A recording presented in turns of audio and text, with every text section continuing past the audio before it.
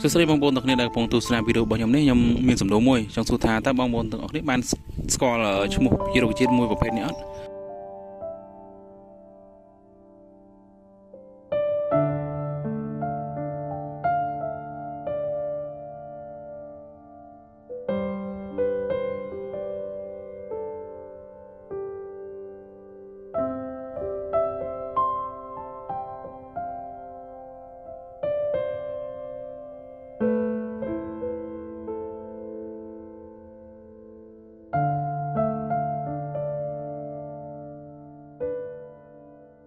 សួស្តីបងប្អូនទាំងគ្នាដែលកំពុងទស្សនាវីដេអូរបស់ខ្ញុំនេះខ្ញុំមានសំណួរមួយចង់សួរថាតើបងប្អូនទាំងអស់គ្នាបាន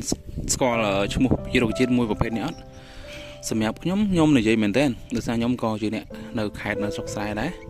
ហើយនិយាយចំទៅខ្ញុំមិនមែនថាខ្ញុំធ្វើអត់ស្គាល់អីទេជាស្អីគឺខ្ញុំអត់ស្គាល់ប្រភេទរុក្ខជាតិមួយនេះមែនអញ្ចឹងណាតែខ្ញុំសម្គាល់ឃើញថាដោះច្រើនកន្លែងមិនថានៅសង្តាគៀកនៅជុំវិញនៅទីក្រុងភ្នំពេញក៏ខ្ញុំអាសាឃើញដែរជាក្រុងអញ្ចឹងណាហើយនៅតាមសិក្សាចំការជនបទខ្ញុំមិនសាឃើញដើមនេះដែរតែខ្ញុំអត់ចាំថាវានិយាយចំគឺខ្ញុំអត់ស្គាល់ថាវាឈ្មោះវាជាប្រភេទរុក្ខជាតិអីអញ្ចឹងណានេះ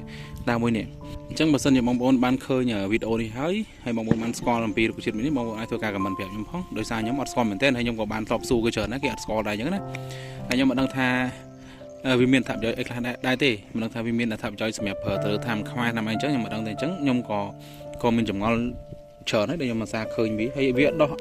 ម្ដុំមកវាដោះអត់ច្រើនទេមានអាចថាមួយគុំពីរគុំអញ្ចឹងទៅតាមតំបន់ខ្លះអញ្ចឹងណាហើយខ្ញុំអាចថាខ្ញុំសុំបេះស្លឹកវាឲ្យបងប្អូនមើលបន្តិចចុះនេះស្លឹករបស់វាគឺបែបនេះនេះបែបនេះអញ្ចឹងខ្ញុំអត់ស្គាល់មែនតើអញ្ចឹងខ្ញុំក៏សម្រាប់ថតវីដេអូនេះមួយសួរទៅកាន់បងប្អូនទាំងគ្នាកំពុងទស្សនាថាតើស្គាល់អត់បើសិនស្គាល់កុំភ្លេចជួយខមមិនប្រាប់ខ្ញុំផងអរគុណច្រើនបាយបាយ